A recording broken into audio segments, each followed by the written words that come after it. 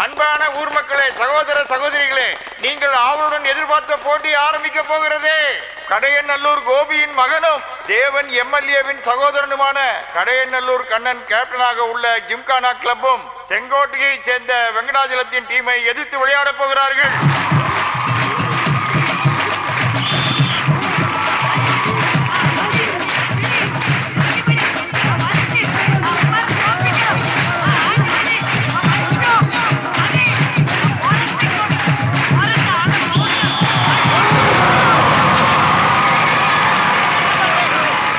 வழக்கம் போல் இந்த போட்டியிலும் ஜிம்கானா கிளப் வெற்றி அடைந்திருக்கிறது.